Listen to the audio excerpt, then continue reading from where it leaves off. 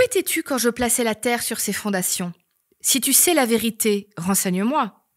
Qui a décidé ses dimensions? Est-ce que tu le sais? Qui a tendu la corde pour la mesurer?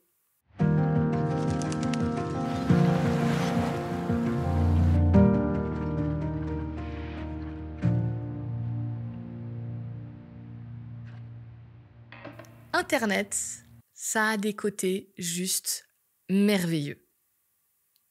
Un exemple très personnel, Wikipédia.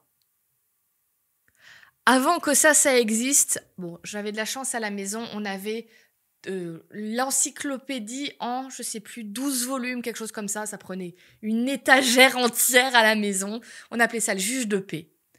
Mais je reconnais que, franchement, avoir accès comme ça à n'importe quelle information, juste en un claquement de doigts, en ouvrant mon téléphone, en tapant, c'est génial.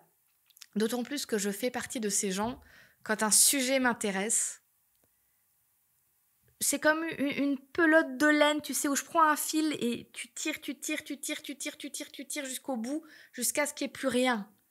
Ben moi, je suis un peu comme ça. Si, par exemple, j'ai commencé à m'intéresser à un jeu vidéo, à une série, à un livre, à quelque chose, je vais pas juste me renseigner sur l'élément là.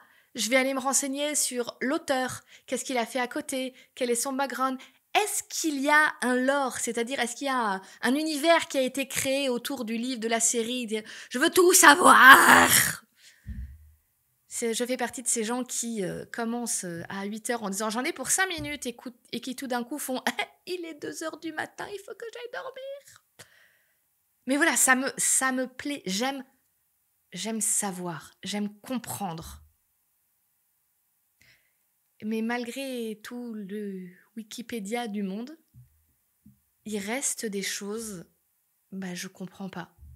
Ça reste des mystères. Je te donne juste un exemple. L'éternité. L'idée que Dieu soit éternel, donc qu'il n'ait jamais de fin, bon, ça me demande un effort, mais ça va.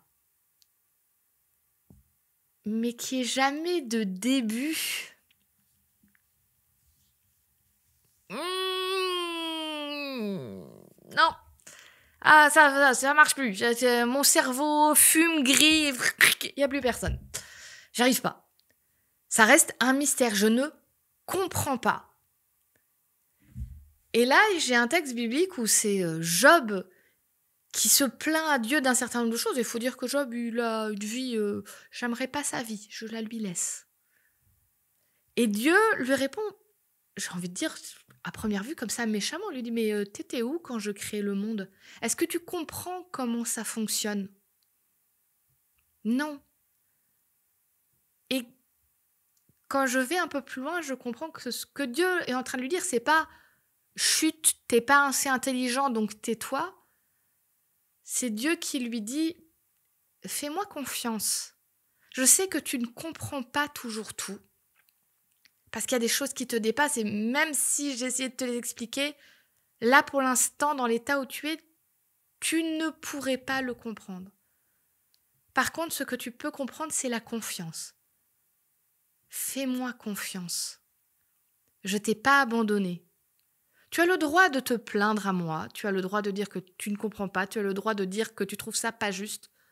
Je t'en veux pas pour ça.